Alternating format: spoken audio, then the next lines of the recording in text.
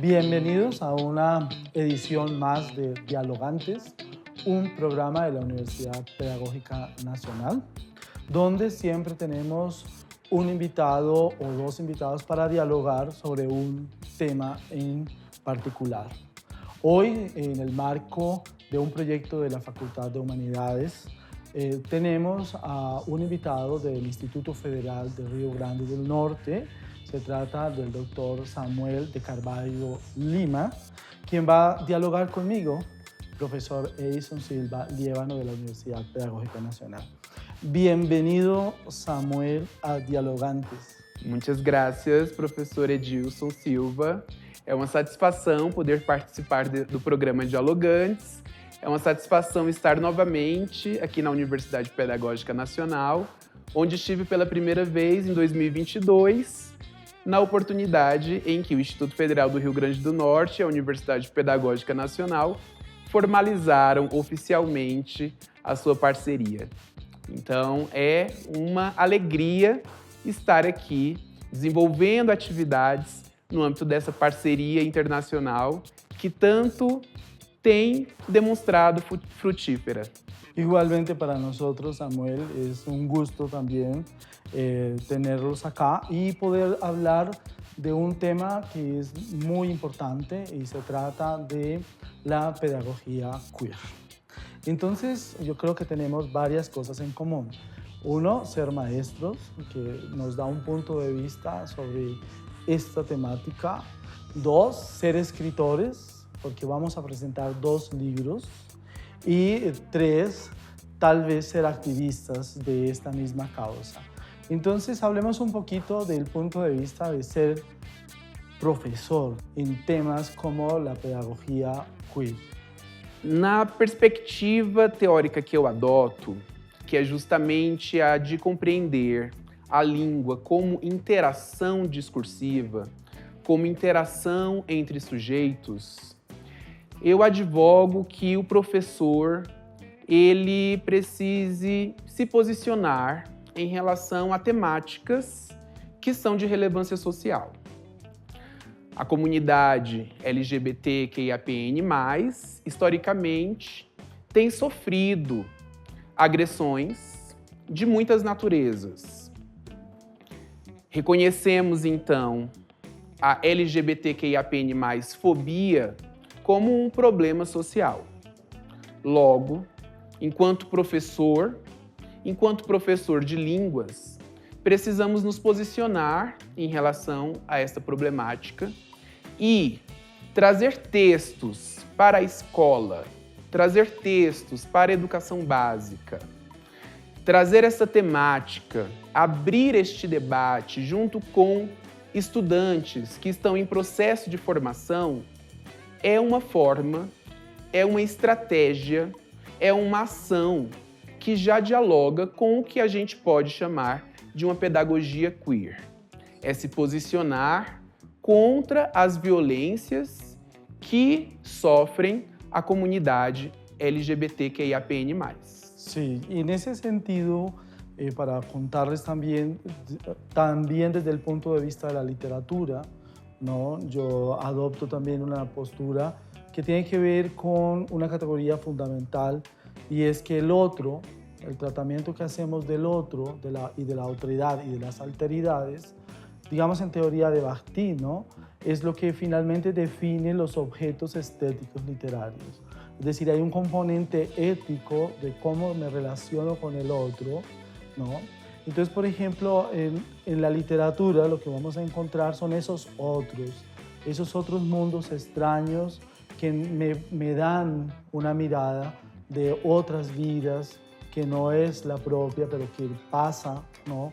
Que alguien llevó a la crónica, que alguien llevó a la narrativa, a la novela o a la poesía. Entonces es muy importante tener en cuenta que la literatura llega al aula de clase, digamos en mi caso, como un proceso de formación del sujeto, ¿cierto? Donde el primer hombre, como diría Bakhtin, y sé que Samuel es un experto en Bakhtin, el primer hombre no soy yo, es el otro, ¿no? Este otro, entonces aparece como un otro diverso, un otro que tiene unas orientaciones en género, en deseo, en sus performatividades, que es un otro completamente diferente, o algunas veces también muy similar a uno, ¿no? Cuando lee literatura. No sé si quieres apuntar algún aspecto sobre eso. Gostaria de concordar e de reforçar a relevância deste texto literário na escola, na educação, no processo formativo dos nossos estudantes. Esses estudantes que estão em uma educação básica, adolescentes, que estão em uma ensinança média, e também os estudantes que já estão no pré-grado. Utilizar a literatura nesta sala de aula, utilizar a literatura para trazer essa temática é uma estratégia bastante perspicaz, é bastante inteligente, é interessante, é atrativa. Não é fácil abordar as violências sociais na escola, na universidade. É necessário muita coragem dos professores que fazem isso. Então, de certa forma, quando você traz esta temática por meio do texto literário, você, de certa forma, ameniza um pouco a entrada desta problemática, a abertura deste diálogo com esses sujeitos que passam a discutir desta temática. Eu acredito que este texto literário ele serve como uma boa estratégia.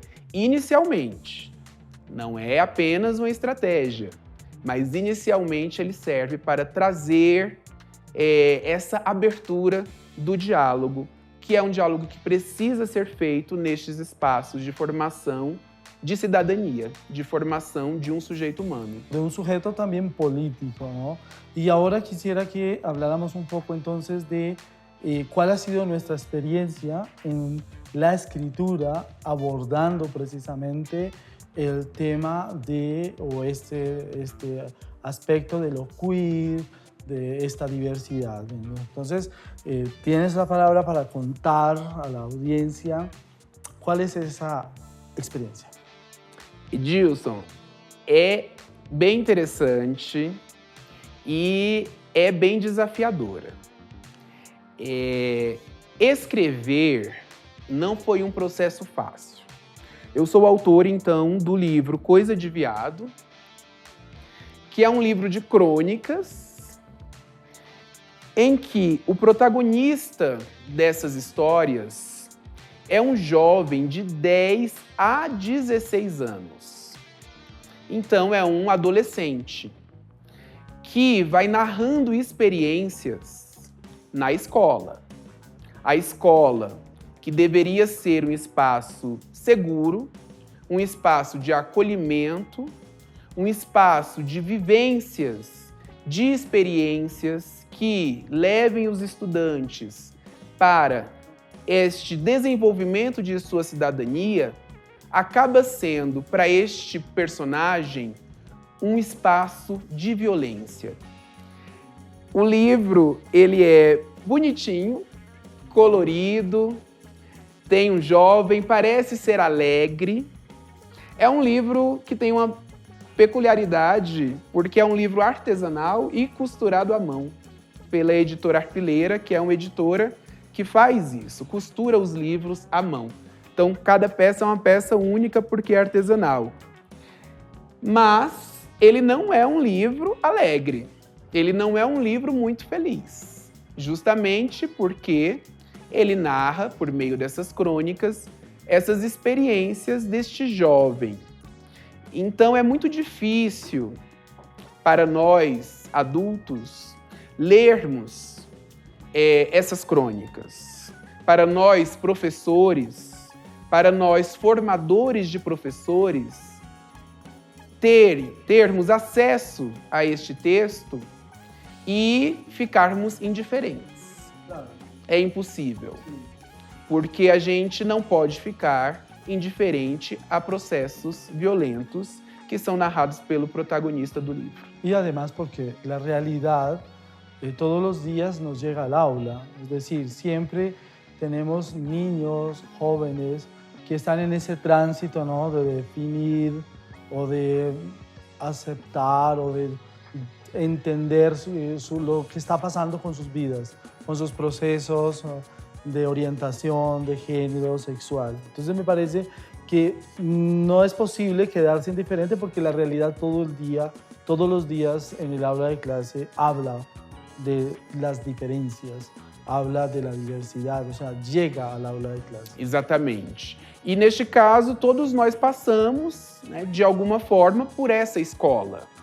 Então, em alguns momentos, você, leitor, pode se identificar com o protagonista, mas também há outros personagens ali, como, por exemplo, a própria professora, a professora que acolhe essa dor, ou uma gestão, uma coordenadora, uma diretora que se demonstra indiferente a isso, as amigas, os familiares deste personagem.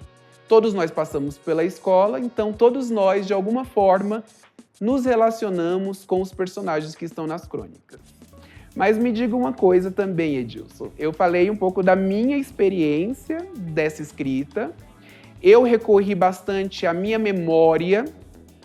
Isso é algo que foi perguntado a mim, né? Até que ponto essas crônicas foram experiências minhas? Hoje eu respondo que sim. Elas, na verdade, são apenas uma pequena parte das minhas experiências na escola. E você também é escritor de crônicas. Sim. E gostaria de saber deste processo e gostaria de saber que relação Edilson tem con sus crónicas. Es algo que tenemos entonces en común porque también hice un trabajo de crónicas en el 2018 tras un ejercicio de investigación en la cárcel modelo de Bogotá con población trans. Entonces allí lo que analizábamos era todas estas formas de la violencia, de las subjetividades que llamamos recluidas dentro de un centro carcelario donde el principio organizador es el sexo y no el género. Eso quiere decir que las crónicas que yo trabajo son sobre personas que están en una cárcel de hombres, pero que en su orientación de género se asumen como mujeres. Entonces, son mujeres trans que están recluidas en una cárcel de hombres.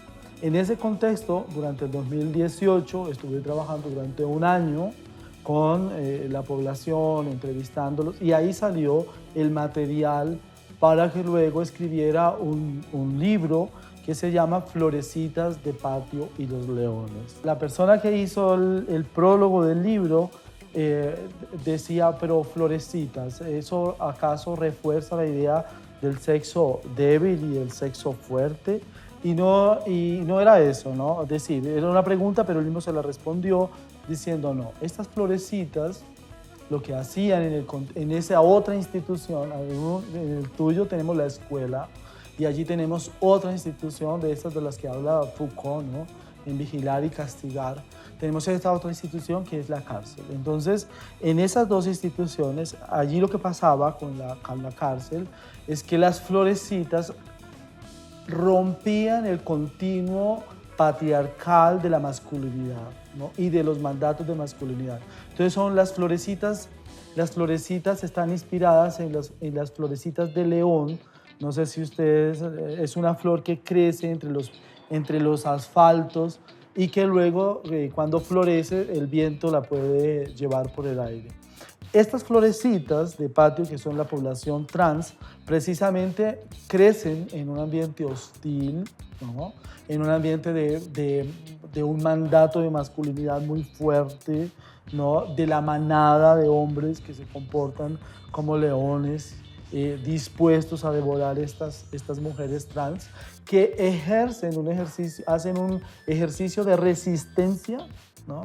Entonces, por ejemplo, algo que sucedía en la cárcel es que cuando llegaban las chicas trans, los hombres querían quitar su cabello para que quedaran calvas y como hombres.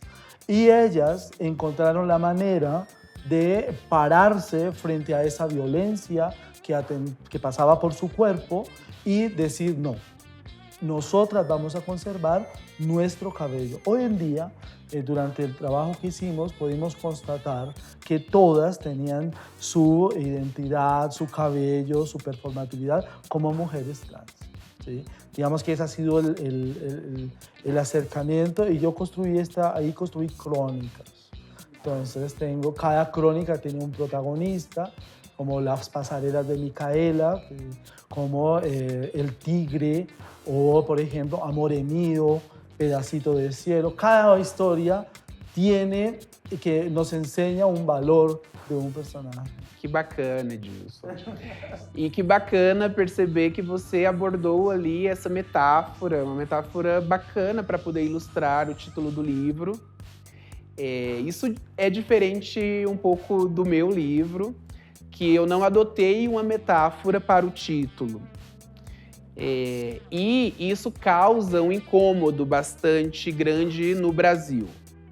Porque coisa de viado é uma expressão ofensiva no Brasil.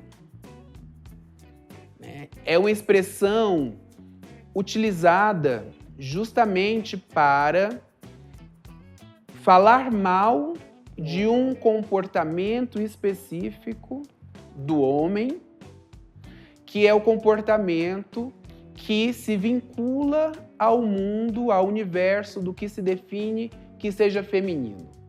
Ou seja, um exemplo concreto na sociedade brasileira.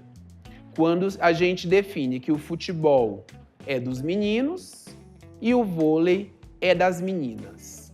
Se o menino, então, deseja jogar vôlei, ele pode ser vítima dessa ofensa. Isso é coisa de viado.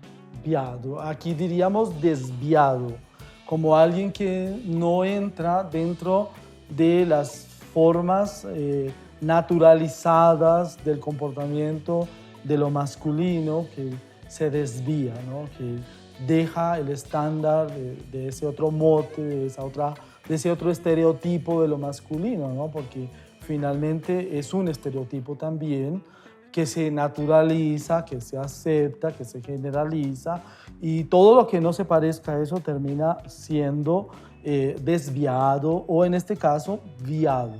Perfeito. E é exatamente isso.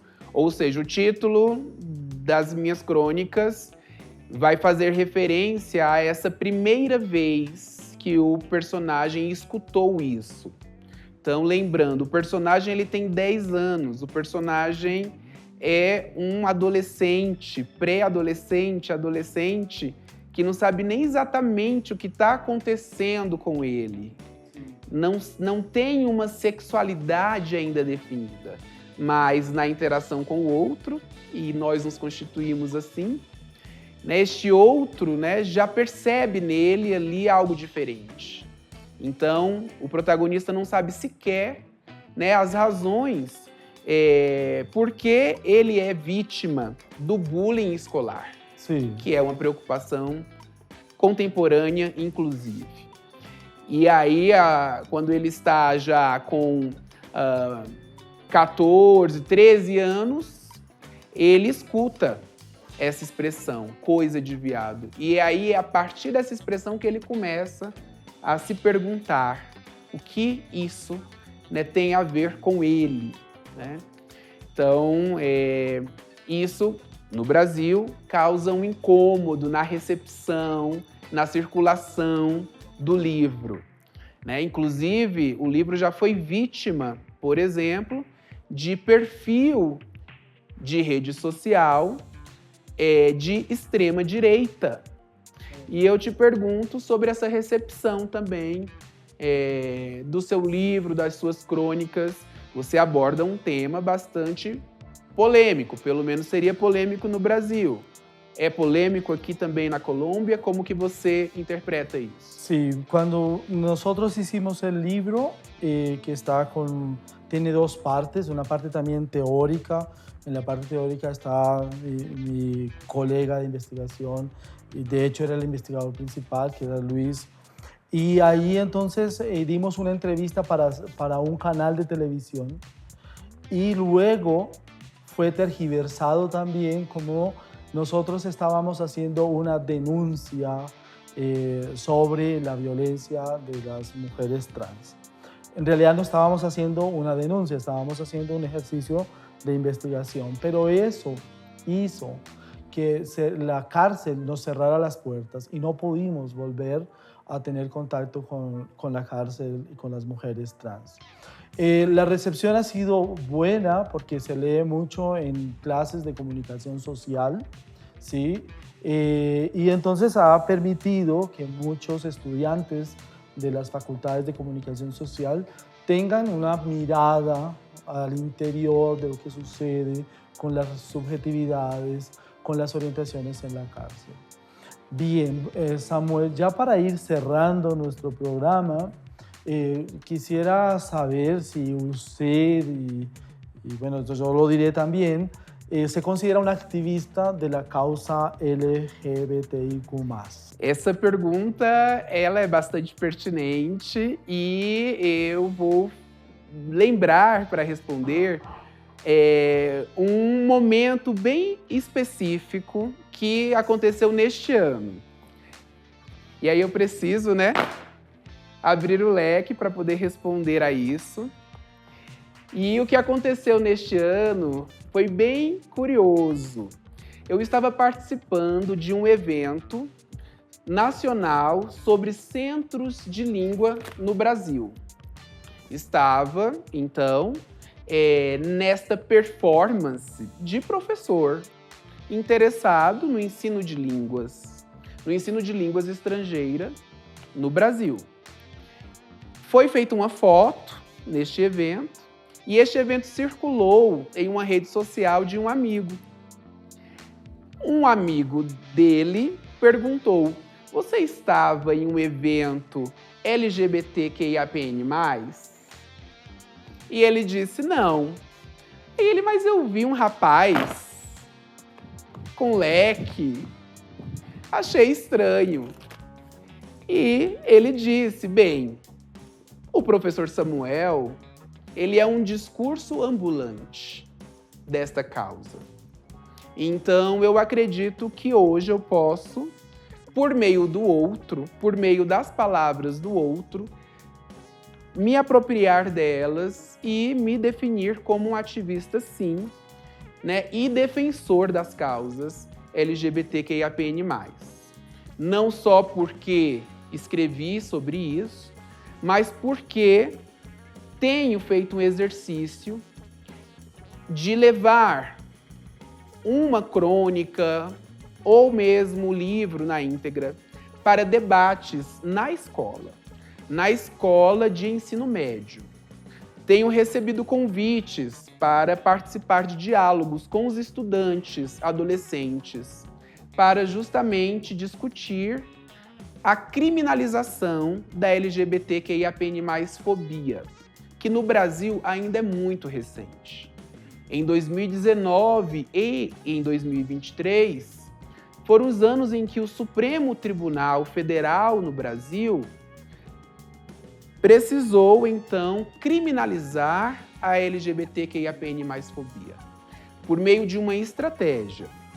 A estratégia foi, hoje, essa violência contra esta comunidade, ela é equiparada com a injúria racial. Então, ela foi equiparada com crime de racismo. E para este crime, não há fiança. O criminoso precisa pagar pelos seus crimes. Não pode dizer que desconhecia essa lei. Por essas violências que vão, como sabemos, desde a agressão verbal, a violências que levam à retirada de vidas de membros dessa comunidade. Então, tenho feito um exercício um exercício que eu interpreto como de cidadania. Os nossos estudantes, os pais desses adolescentes, a família, a escola, a universidade, ela precisa ter ciência de que a sociedade mudou. A sociedade tem mudado e nós temos tido instrumentos que defendem essas comunidades historicamente vulnerabilizadas y violentadas. Sí. Bueno, pues ya estamos llegando al final de Dialogantes y yo creo que cuando uno se arriesga y tiene el coraje de escribir sobre las comunidades, sobre las personas marginadas, sobre la transfobia, la homofobia, está convirtiéndose en definitiva en un sujeto político que da nacimiento desde la acción misma de la escritura, desde la lectura, desde la visibilización, a nuevas formas de comprensión del otro, ¿no? A contrarrestar estas violencias que también pasan en Colombia, ¿no? Sobre la transfobia, la homofobia y todas las violencias que se ejercen sobre la diversidad. Hemos hecho avances como el matrimonio igualitario, como el reconocimiento de una familia diversa, ¿no? Pero que tengamos sentencias no quiere decir que en las prácticas culturales no se sigan presentando las violencias basadas en género. Por lo tanto, yo considero que desde la pedagogía y desde la comunicación y desde los legados culturales, como es la literatura, la crónica, tenemos que seguirle apostando al ejercicio del diálogo, la argumentación, la disertación y todas estas formas de ser diferentes en la sociedad. Por supuesto, a los lectores, invitarlos a leer el libro Coisa de Viado, que va a estar en la Biblioteca Central de la Universidad Pedagógica Nacional, y Florecitas de Patio y los Leones lo pueden conseguir en la web. Me resta agradecer inmensamente a Samuel su presencia, su activismo a través de esta escritura tan maravillosa que creo que continúa con todo este proceso de formación de nuestros ciudadanos, de nuestros lectores, de nuestros sujetos. Muitíssimas graças, professor Edilson. É sempre uma satisfação poder ter esse diálogo com a Universidade Pedagógica Nacional. Mais uma vez, eu agradeço o convite por estar aqui e espero que possamos manter esse diálogo tão produtivo com a comunidade acadêmica.